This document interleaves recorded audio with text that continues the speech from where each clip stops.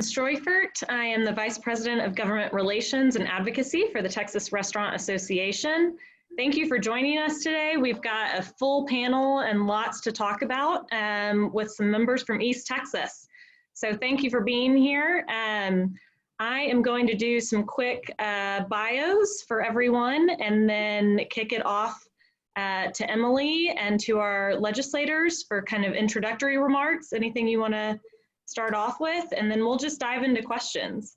If everyone watching can use the chat or the Q&A feature to submit questions, we'll be monitoring that, as well as questions on Facebook. So reach out to us. We want this to be a discussion and really just a chance to learn from each other.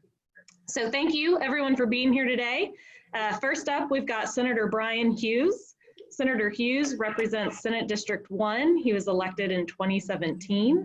Before that, he served in the Texas House since 2003. Senate District 1 covers the whole northeast corner of Texas, including Longview, Tyler, Marshall, and Paris, Texas. Senator Hughes currently serves as the chairman of 2 committees in the Senate, State Affairs and Administration. He also serves as a member of just about every other committee: criminal justice, education, natural resources and economic development, redistricting, and the legislative budget board. So we're very grateful that he could take some time out of his busy schedule to be with us today. Born and raised in East Texas, Senator Hughes attended Tyler Junior College and the University of Texas at Tyler, receiving his BBA in economics and becoming the first member of his family to receive a bachelor's degree. He later graduated from Baylor University School of Law and served as law clerk to U.S. District Judge William Steger of Tyler before entering private practice. Senator Hughes, thank you so much for being with us today, and happy to kick it off to you for any sort of introductory remarks. Thank you for including me. Thank you for what you guys do. Obviously, the world's changed for everyone. Your members and your sector of the economy affected, we'd have to say, more than just about anyone. Obviously, folks in the medical field are dealing with different challenges, but in terms of what it's done to business and to way of life and to employment, no one has felt it like our friends on this call. And so thank you for what you're doing. Thank you for serving. You're in the service industry, and we're even more aware of that in days like these. And so, you know, the numbers, my goodness, 70% sales declines and 700,000 job losses just in Texas in this sector. And so I was reminded by someone on my team, the world has had big events before that maybe affected us even in more profound ways, but something this big and at lightning speed is just unprecedented, right, for anyone that I know, and certainly in recorded history. And so things that we've counted on aren't there. Things are shaking. Now, we all know, and we're blessed to know, that when things are tough and when those things that we've counted on are maybe not there, we know where we can look. You know, there's a verse over in Psalms that says, God is our refuge and our strength. He's a very present help in time of trouble. And a lot of us have taken real comfort from that verse and verses like that. Now, while we trust the Lord and look to him, we're also working hard and doing our part. And so we're going to continue to listen to our members back home and across the state, to the folks on this call, and get through this. And as the governor tries to thread that needle, right, between public health and the economy and the economy growing and families being provided for, whatever he does, he's going to get criticized, and he's trying to get it right. We're all praying for him, trying to help him, and we're listening to our constituents and passing on to him what we're hearing from them. So, and I'm doing my part. I was at my favorite lunch place as soon as I was allowed to. Lunch today with the team, dinner tonight, lunch tomorrow. So we're doing our part. It's sort of selfish for us, but we're doing our part to help as well. We appreciate what you do. We've got to be on this call. And thank you, Senator. All right, next we've got Representative James White. Representative White was first elected to the Texas House in 2010 to represent House District 19, which covers Hardin, Jasper, Newton, Polk, and Tyler. Currently, Representative White serves as chairman of the House Committee on Corrections, and he sits on the Judiciary and Civil Jurisprudence, Redistricting, and Driver's License Issuance and Renewal Committees. He has previously served on County Affairs, Agriculture and Livestock, and a host of other House committees.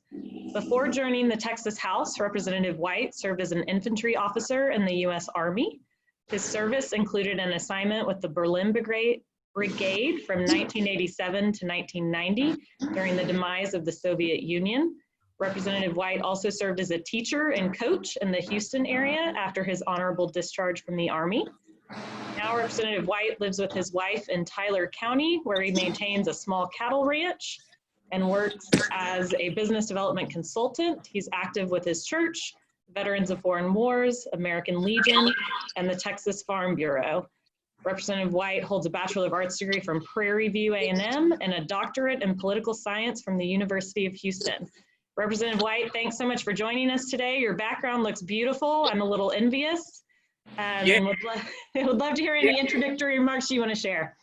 Well, thank you so much. I'm just trying to get a more strategic place. I've got somebody mowing, and they just decided to start mowing right where I was sitting outside.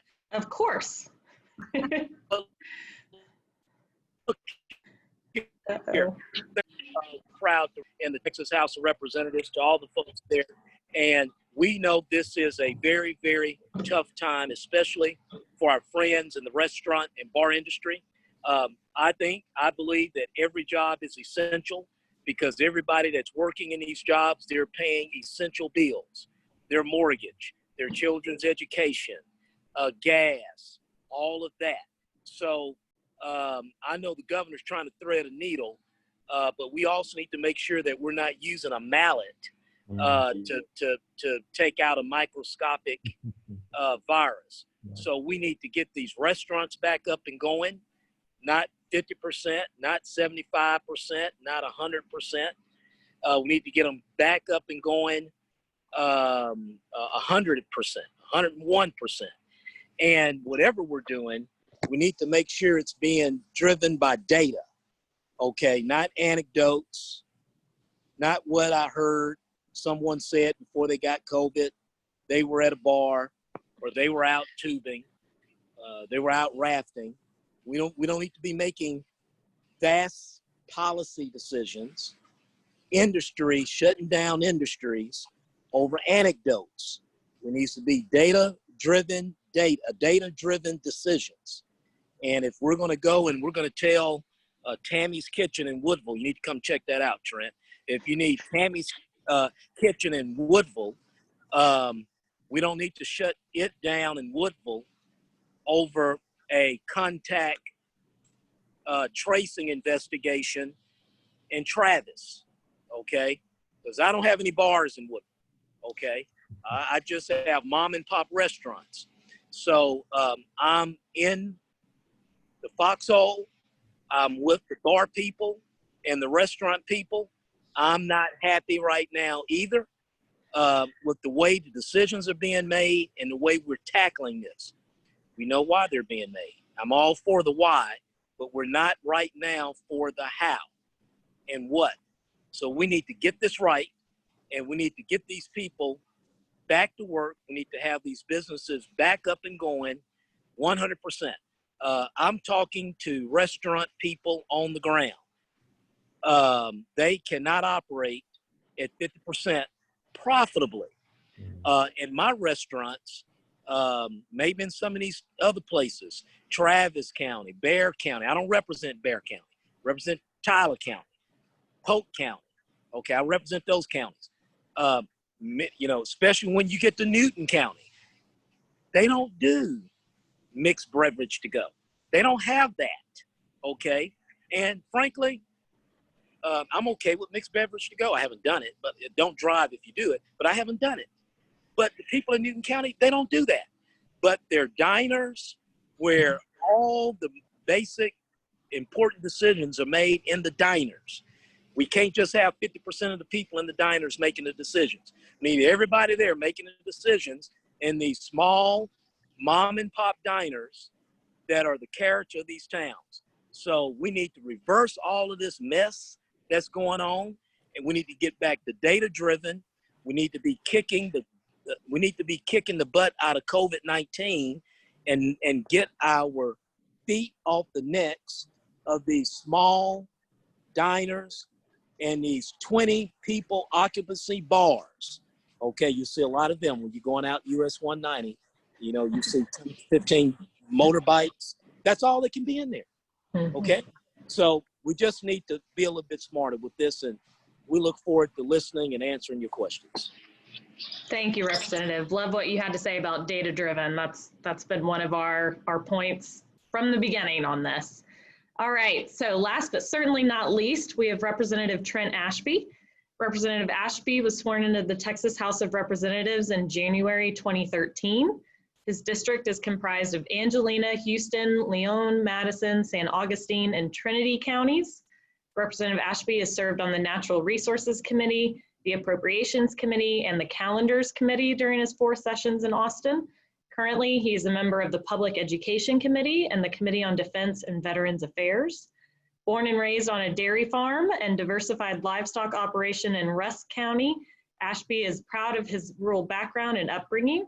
Representative Ashby graduated from Texas A&M University with a bachelor's degree in agricultural economics. While at A&M, he was elected to the Student Senate, class treasurer, and senior Yell leader. He continues to be involved with his alma mater through the Texas A&M Lettermen's Association and Association of Former Students. Today, Representative Ashby is an Angelina County chairman for Citizens National Bank. He and his wife live in Lufkin with their 2 sons, where they're very active in their boys' schools, their community, and their church. Representative Ashby, thank you so much for joining us today, and would love to just kick it off to you for any introductory thoughts and remarks. Well, thank you, Kelsey. It's always great to be with the Texas Restaurant Association, and certainly also to be associated with your other panelists here today. It's good to see my colleagues. I don't get to see them much in person anymore. These Zoom calls are great, if for nothing else, just to catch up with some of my friends. But it is wonderful to be with y'all today and to be with your membership. You know, as I was looking over some of the notes here from your association, I just think it's important that we as legislators and as decision makers, we need to be mindful of the fact, and some people need to be reminded of the fact that the industry, the restaurant industry, you guys employ over 1.3 million jobs in the state of Texas, the second largest private employer. Obviously, you guys, you're through the multitude of members, you pay billions in state taxes every year that keeps our state budget churning. And so first thing I want to do is I want to say thank you to your members. You know, as a banker, my professional, my paying job, as a banker, I can tell you, and I know we'll probably get into PPP in a little bit, which is where I've spent an inordinate amount of my time over the last couple of months. But I've had the chance to work very closely before COVID-19 with a number of our restaurants throughout my district, both as a consumer and as a banker. And I can tell you, I have the most utmost appreciation and respect for what your business owners do to contribute to the livelihood of the people that both work there, as well as provide, you know, commodities for folks that go in and need to eat.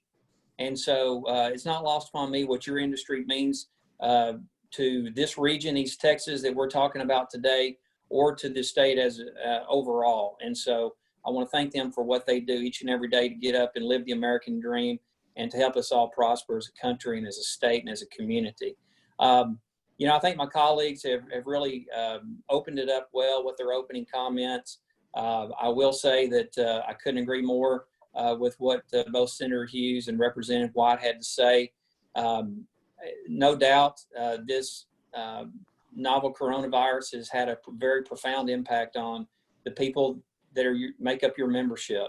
And what I think we need to be doing, and I know what James and Bryan are doing, is we've got to listen. You know, you guys, you know, you're the ones with sweat on your brow. You're in the middle of the arena. We need to hear from you, and that's why I was excited to participate in this call today, because as just one decision maker in Austin, I don't have all the answers, and I don't pretend to, never have. But I know in visiting with people that are on the front lines, such as our small business owners and the Restaurant Association and others in the retail sector, you guys are on the front line. And so I look forward to a meaningful discussion today about, what's going on in the trenches and what we as lawmakers can do as we look forward to January 2021 to hopefully help make things better and not worse. So with that, again, thank you for having me on today. Thank you so much, Representative Ashby. Emily, do you want to just kind of set the stage for us and kick off the discussion? Yeah, great. So Emily Williams Knight, I guess about a year into my tenure as president and CEO of the association. And first, I just want to say thank you to the three of you, because I know you're incredibly busy on the ground, and it means so much to members that are watching on Facebook or here with us to know that you care. And I think what you said is you're listening. I think it's really important if I just take everyone back to early March. As you said, we were 1.3 million strong as we headed into the new year. We had 50,000 eating and drinking establishments across the state. We'd contributed $70 billion in revenue to the state. That doesn't count for, that's just our restaurants. It doesn't count for all the supply chain around that and all the ecosystem that supports this sector, which is just massive. We also had the benefit of Texas being a great place to come open a business. So we have more of the national restaurant chain headquarters now in Texas. And so life was really good, and then COVID hit. And really in a matter of weeks, we saw our dining room shutter overnight. Not everyone could just simply go to drive-through, take out, carry out. Many of our high-end restaurants, that food is very difficult to transport. We went, again, I think with Representative Ashby, we were a big part of the PPP, and then also including those fixes with Congressman Roy and getting that bill passed. But it just feels like right now, from a restaurant standpoint, there's no certainty of when this is going to end. There's no bottom in sight. We had thought 4 or 5 weeks ago we were starting to make positive progress in the right direction. We got hit by the media pretty hard at one point. It was appearing as if COVID was only found in restaurants, which is completely untrue.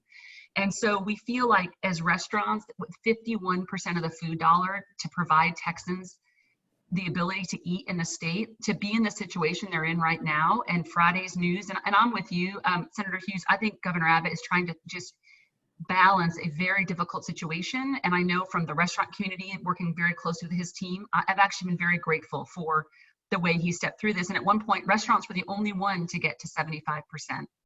So we were really tracking really nicely. And now we see this surge, but I think it's unfair that we're taking the brunt of when we see these dining rooms. We certainly can't be the only place that people are getting COVID, if they're even getting it there at all. And so, my opening question would be, if I'm a restaurant owner in your district today, what would you tell me? Because as an association, about 110 days into this, it feels like, without really relief in sight, without financial support, another round of PPP, which we're working on, or our survival plan and getting funding out of that CARES Act, what do we tell them? What would you say to them to keep going, knowing that without them, you're never going to start the economy at the rate we want, and we're going to have trouble feeding Texans, which is a huge issue that we saw early on in the crisis. I don't know who wants to take that one first, but. Well, I'll just say what you're already doing is obviously opening up, welcoming people back, letting people know you're open, letting people know it's safe. I mean, y'all know the challenges you're dealing with, laying aside the limits placed by the government, just getting folks who want to come back, right, who feel comfortable coming in, sitting down. I know early on when dine-in was opened back up, it was pretty slim, right? We weren't even anywhere near 25%, much less 50 or 75. That's been getting better and better, I think. And who knows, we could each spend time, we have a lot of legitimate complaints about how the national media is handling this and how they're using it. And we believe we know what their agenda is, but there's a lot of collateral damage, and you guys are the main collateral damage to that, right? When they try to scare people and depress people and freak people out, there's a cost to that. And so I know y'all are living it. So I would say doing what you're doing, letting people know it's safe, welcoming people back. You're already doing this. I know it's got to be frustrating for you, but we're trying to do our part. We're trying to remind people that you're there, that you're open. We're trying to get the word out, and that it's safe. It can be done. It is being done safely. Of course it is. And with this surge, more questions. It seems like maybe more people are concerned about the virus than were a few weeks ago. It's hard to say.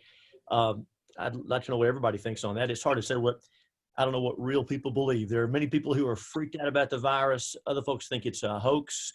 We believe, in fact, that the truth is somewhere in between that, right? It's real, it's legitimate. It's not the threat we were warned about early on, but it's real. And so, honestly, I wish there were an easy answer, but you're correct.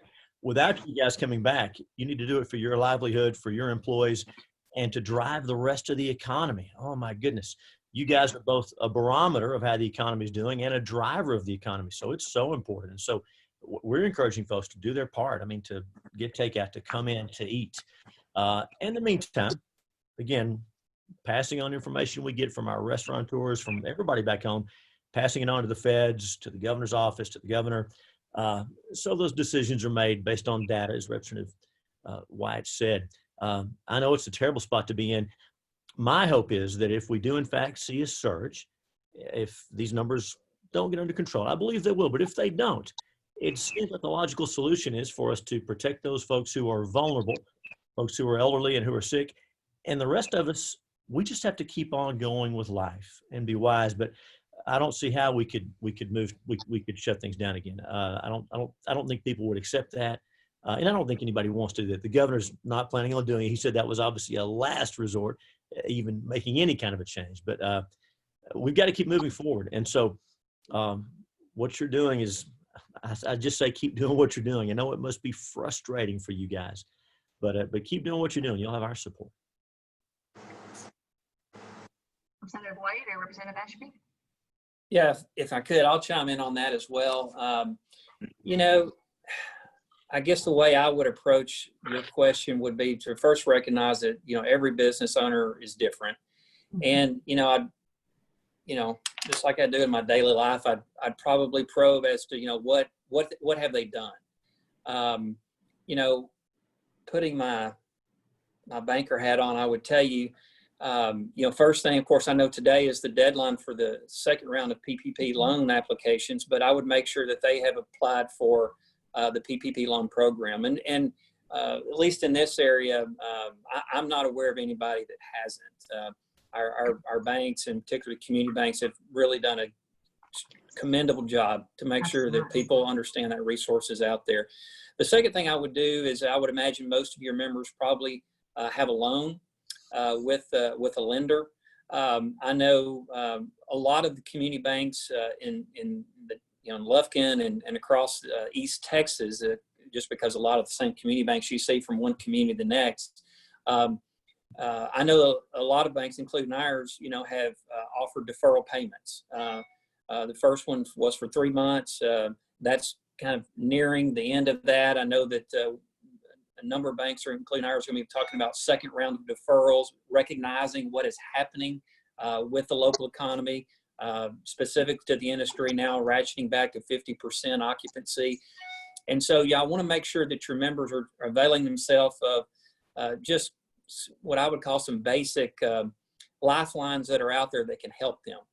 Beyond that, one message I would have to your members is to make sure that they are having a very constructive dialogue with local, state, and federal officials. And I know Senator Hughes just mentioned, our congressional friends that certainly are working to provide the flexibility, Emily, that you talked about on PPP and other things in a second package currently that I know is being hotly debated in D.C. But beyond that, of course, we've got your association survival plan, your 8-point plan that I think we as state lawmakers, we really need to take seriously and give thought to see what we can do to help your members. Now, the issue there, of course, when you talk about state assistance, is we don't go into session until January 2021. And so we've got some time here. But the last thing I would say is, of course, most of your business owners, they have relationships with their local officials as well. And not necessarily in the more rural counties and communities, maybe this is more suburban, urban. But I know in some areas there have been some pretty tight restrictions put in place on our small business owners. And I would just make sure that you're having meaningful, respectful conversations with them about how that's impacting their businesses, because the last thing any elected official, I would think, would want to do is to impede economic prosperity and stunt job growth. And you guys are tip of the spear. And so we need to be listening to your industry as to what we can do better and what kind of help we can provide. So that's a long answer to a short question, but that's what I would do to encourage your members to consider. Excellent. And you're right, especially on the federal funding. We mentioned before we started, we had DOL and the IRS on together, but there's also other parts of outside of the PPP and the EIDL that our members will benefit from. So we're trying to bring all that education. To your point, there are some lifelines. And thank you, Representative Ashby, for bringing those up, because we know today's the day for PPP. It's probably too late, but if we do good work, there's 2 bills on that, I think, being debated this week to get a second round. So we'll see. Representative White, do you want to add anything? Yes, thank you so much for that question. The political folks need to listen. And somehow you guys are going to have to force us to the table to listen to you right now, okay? You know, anytime you give the private sector, you got a challenge and you need it solved. Any time of our nation's history when we've given it to the private sector, whether it's fighting a war, building a bridge, building a port, the private sector figures it out. You guys have got to force us to the table where you give us the protocols that restaurateurs, people in your industry need in order to open up 100%. We got to get off of 75, 50%. We got to start thinking about 100%, okay? 2, you guys need to come to us with the 8-point plan is great, but I've got a feeling that there are slews of regulatory oversight that could get you back going quicker, okay? We need to know what all of that is. Also,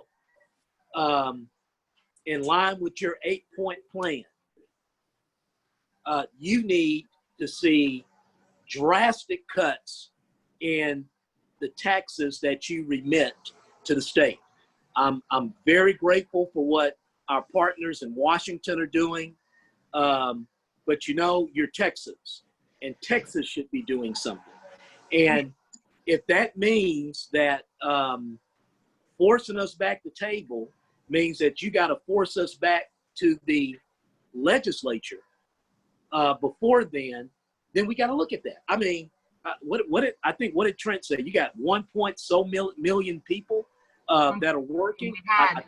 I think all those people vote, and it would seem to me that if you were an elected official, you would want to be seen standing somewhere for 2 or 3 days voting to make sure that those people remain employed. Because historically, when you got a lot of people unemployed, they do stuff like go down and file for a campaign. So you want to get these people.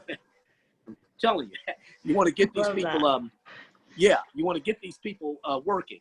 So you've got to force us back to the table. And, you know, you're going to have great guys like Trent at the table, Senator Hughes and myself, but there are a whole bunch of other people that are making a whole lot of decisions, and they're not at the table with you making deliberate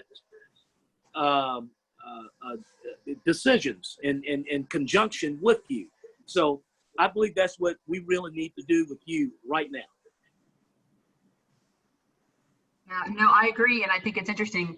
I was raised in New England, and so I'm Texas about 10 years now, but it feels like now I can claim I'm a Texan, right? We need to be doing more, right? So I could have argued, I was back in Connecticut, I can understand the situation we're in, right? Because that's a whole different world. But here it feels like, especially as the second largest employer, you know, 47% of our workforce is minority. We have 700,000 of them out of work.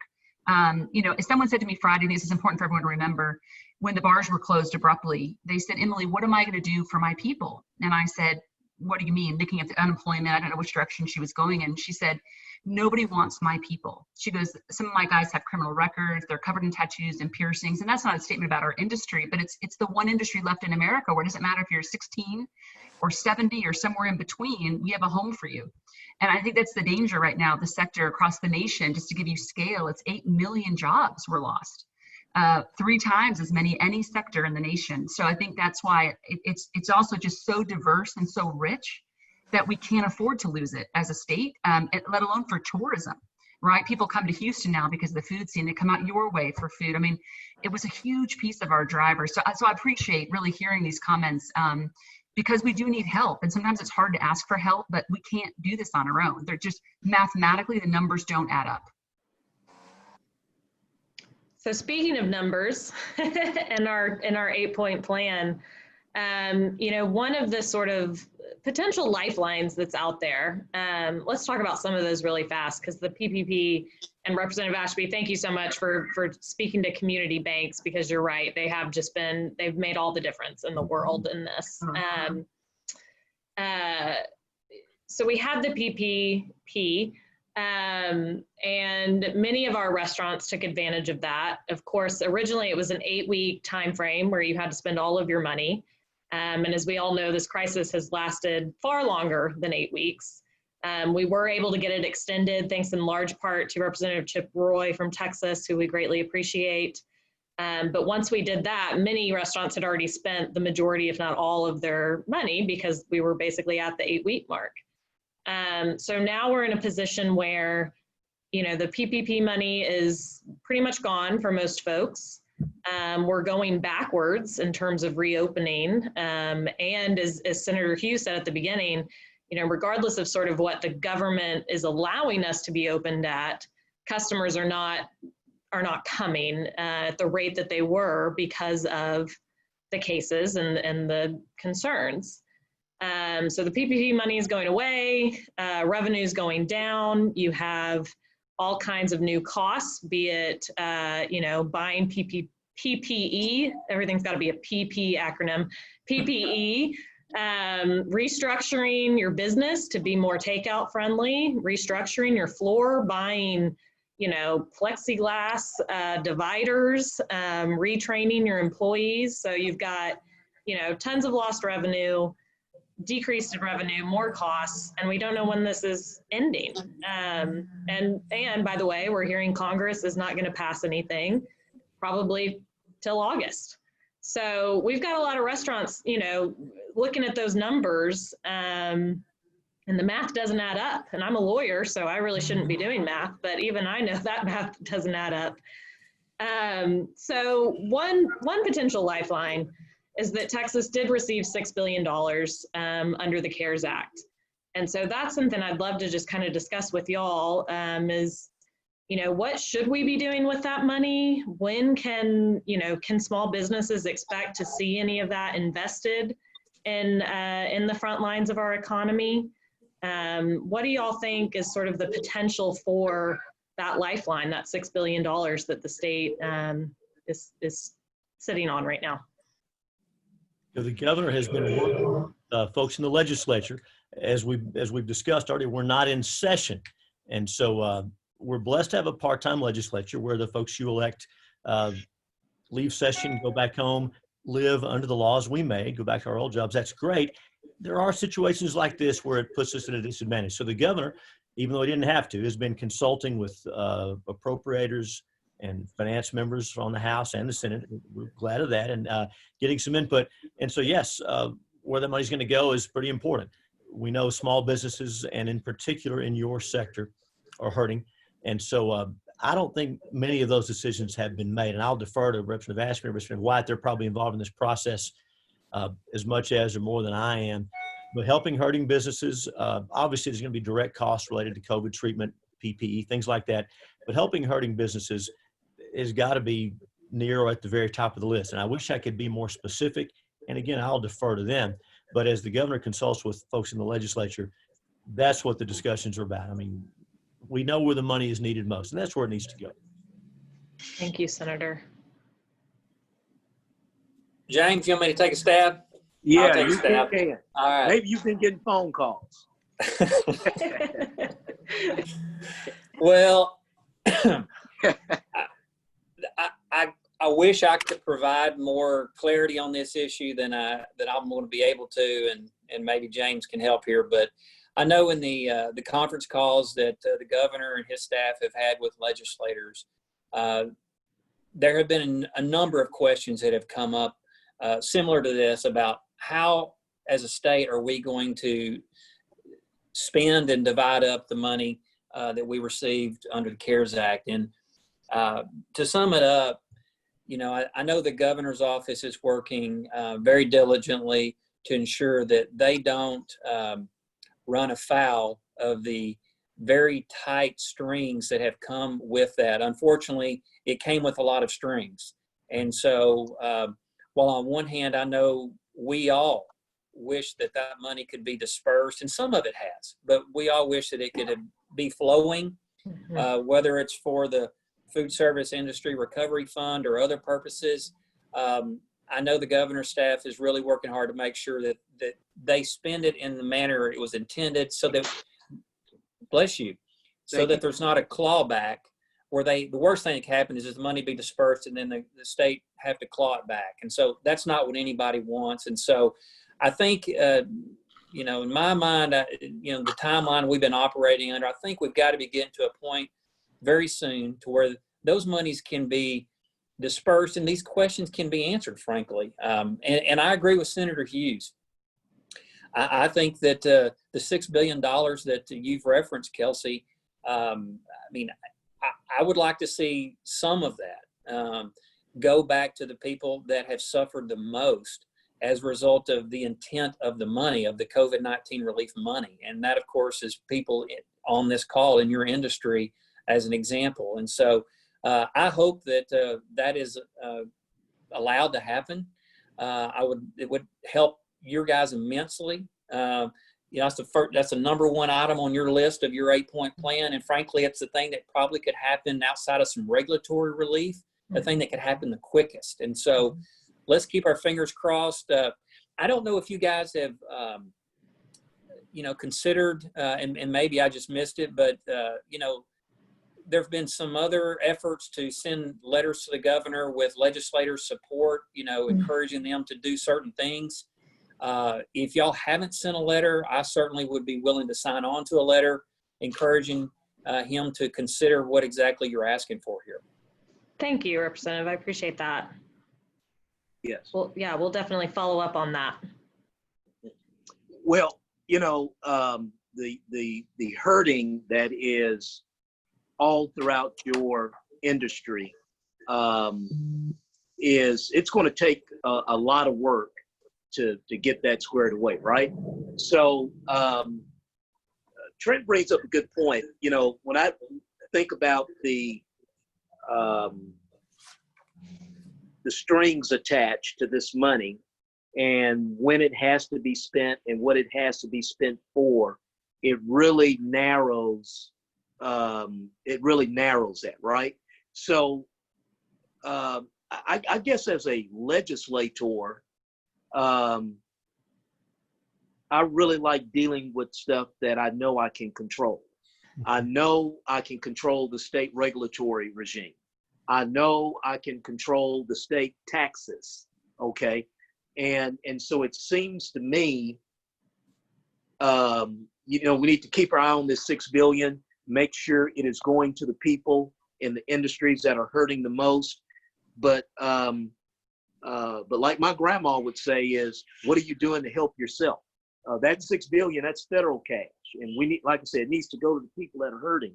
But at the same time, I need to be looking at what can I do to help the people that I represent, okay?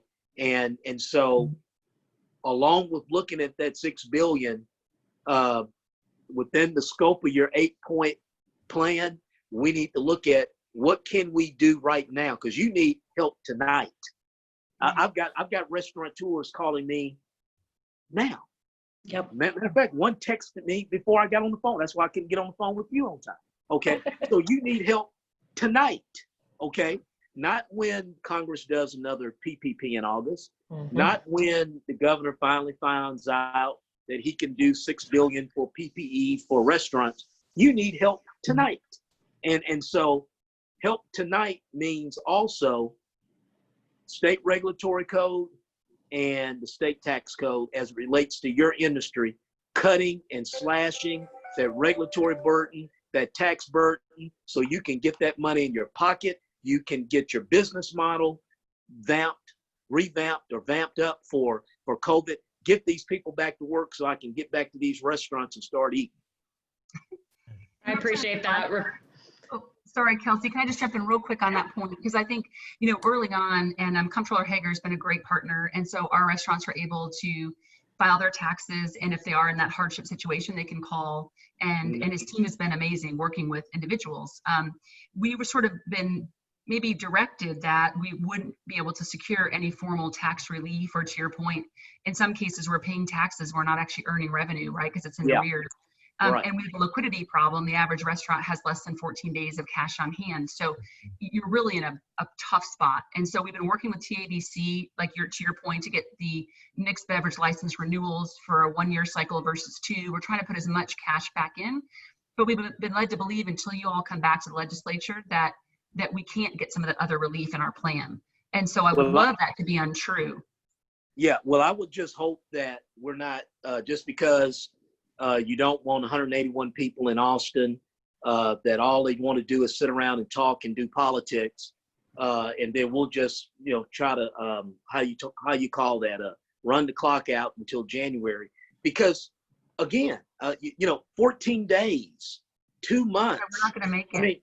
I mean, you need help tonight. Yes. Okay, you need help tonight. You know, not in August when Congress finds out that, hey, maybe they have an election coming up and maybe they need to get reelected. So let's throw out another $1 trillion. By that time, it may not be any trillions of dollars to bestow on anyone. So you need help tonight. That's absolutely right. And thank you for acknowledging the urgency, Representative, because we certainly hear it from our members every day too. You know, it oftentimes feels like Emily says this a lot really well. What else can you put on this industry, right? And expect it to keep moving forward. So I appreciate that. And just to clarify, we did take a look at some of the federal restrictions that have been put on the money. And so far, Treasury has been pretty clear that grants provided to businesses that were closed or affected by COVID is a permissible use of that funding. So we were really happy to see that because, as y'all know, you know, investing a dollar in a small business will go so much further than, you know, spending on some kind of government program or unemployment, right? We want to pay to keep someone employed, not pay for them to be on employment and food stamps and everything else. So that's really $1 that you spend in our restaurant is $2.12 to the Texas economy. I mean, it's returned right away, right? And so I think we're trying to say we're not taking money, we're actually giving. Last year, we just estimated under $5 billion in just sales tax and mixed beverage tax to the state. So you can imagine what that implication is going to be. That's just in those 2 taxes. It's a massive contributor. And so we want to get that moving again, especially for, you know, there's so many restaurant companies now based here too. So if we lose that segment, we're going to lose the entire corporation as well. And many of them have filled, right, all the major parts of Texas because it's a great place to do business.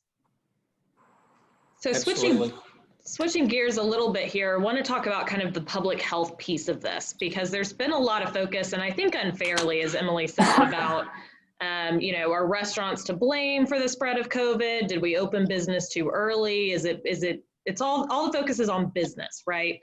But the reality is you look at blue states, right? California, Washington, Oregon, they're seeing huge spikes too. So I don't think it's a political thing, and I don't think we can really say, well, you just got to close business, because that won't work in the long term. So what's the public health response? And that's something that I think we're sort of turning to now is, where's the testing, where's the contact tracing, where are the procedures to ensure that as businesses open, we're able to contain the spread of COVID? So I'd love to hear y'all's thoughts on that. Yeah, Senator Hughes. Well, just as in so many policy areas, we can say here we're blessed to be in Texas. Even with the uptick we've seen the last days, we're still better off than most states by far. You guys have seen the numbers. And one that's really telling, and this is not a happy rate to talk about, but you look at the fatality rate, right? So deaths per 100,000 people. New York, 160 deaths per 100,000. New Jersey, 169 per 100,000. Texas, 8 deaths per 100,000. And we hate that for those folks in those states, but we are so glad we're not seeing that here. And so obviously need to keep that in mind as we try to respond. Also, even with the uptick in hospitalizations, as of yesterday, we've got over 14,000 hospital beds available for COVID-19 patients. And so I know you know that, but it would be easy to forget that if we paid too much attention to what's coming from the national media. They obviously want to tell a different story. And as you say, to beat up on us as if we messed up or opened too soon. We haven't opened. We've begun the process of opening, and it's been a steady process. But that's exactly right. And so public health-wise, testing is another area that's not getting as much attention. And Texas is really doing a great job here. I guess over 2 million tests, if my numbers are right. I'm sure they are. I didn't research them. I know they're right. 1.8 million virus tests and about 200,000 antibody tests. So about 41,000 tests every day. Now our positivity rate's gone up a little bit, right? We were down close to 4%. Now, as of a couple of days ago, 13%. But again, we're watching the hospitalization rate, and thankfully we are not seeing that fatality rate tick up. So I'm not a public health expert, but the numbers don't lie. The numbers are what they are. And so perhaps these numbers help us as we see what the fall might look like. If we're going to have more cases, we may see more folks being diagnosed. But if we can keep plenty of hospital capacity, and if folks are not passing away from it, then we should be thankful for that. And we can continue to move the economy forward while we keep an eye on public health. But it would be a terrible mistake for us to look at a couple of increased numbers and rely just on those and devastate the economy. We think about this relief bill. Again, for the first time now, I have some people close to me, more than one, who've been affected by this. I've got a friend in the hospital who's very sick. He's getting better. This is real. This is legit. But if we think about the suffering that our country has seen so far, it has by far been not from the virus, but from the economic response to the virus. Your folks on this call are experiencing that more than most people. So yes, we got to watch the numbers, but we need to watch the numbers and not rely on what we're seeing on some of the national media outlets that are just trying to freak people out, worry people, tank the economy. If we just move steady, do what we're doing, be careful, be wise, we can keep moving forward. Thank you, Senator. I'm going to pick up where Bryan left off. I think he's exactly right on this point for sure. And that is the last thing that we can even consider is shutting down our economy again, whether we're talking about state or national. That's right. We're going to be reeling from that decision for potentially years, potentially for years. And so I think that just needs to be off the table. So the question is, how do we balance public health concerns with economic vitality? And I think there's a way to do it. And I think the way that Governor Abbott has brought people in to the strike force, both the business interest, the public health interest, we need to be hearing from the experts. But at the end of the day, shutting down businesses it cannot be an option. We touched that ring, and it has not proven itself to have been, I think, a good decision. And so we've got to allow businesses to remain open, to operate, to keep our economy moving, to keep people employed. I mean, I'm a big budget guy. And so when I think about our national budget and how much we're deficit spending right now, because largely one could argue that we have allowed for our economy to shut down, it really concerns me. And so I think we've got to allow the free enterprise system to work. I think people are smart enough to make their own decisions and, adhere to their own personal liberties about, how they want to go about operating in that environment. I certainly, when I go out, I wear face masks, I social distance, I do all the things that the medical professionals tell us to do, but yet I still go out and I still eat in restaurants, I still shop, I do everything I did beforehand, go to the feed store, have coffee. I mean, those are the type of things that we've got to continue to do, not just from an economic standpoint, but from a self-health standpoint, to keep ourselves healthy, sanity, right? Yes. And so I really got off on a tangent on your question, but No, we're right there with you. I wanted to key in on what Bryan was saying because, I understand, what some of our decision makers are doing as far as trying to slowly reopen but at the end of the day, we have got to allow businesses to operate and thrive, and people are smart enough to figure it out and let them make the decision on which businesses, that they want to go frequent. Thank you, Representative. Representative White, do you have anything to add on that point? Yes, real quick on the public health. Public health is science. It's not anecdote, okay? Public health is science. So we shouldn't be shutting down anybody right now. The reason we did what we did back in March and April and some of May was to give us the time to get the hospital bed capacity up, to get the ventilator capacity up. That's what that does. So much of what we're seeing as far as a spike is biology. As we're opening our economy, people are getting out and the cases are going up. That's biology. That's what viruses do. Okay, all right. So this should not have been a surprise to anyone. Also, public health. It must be driven by data.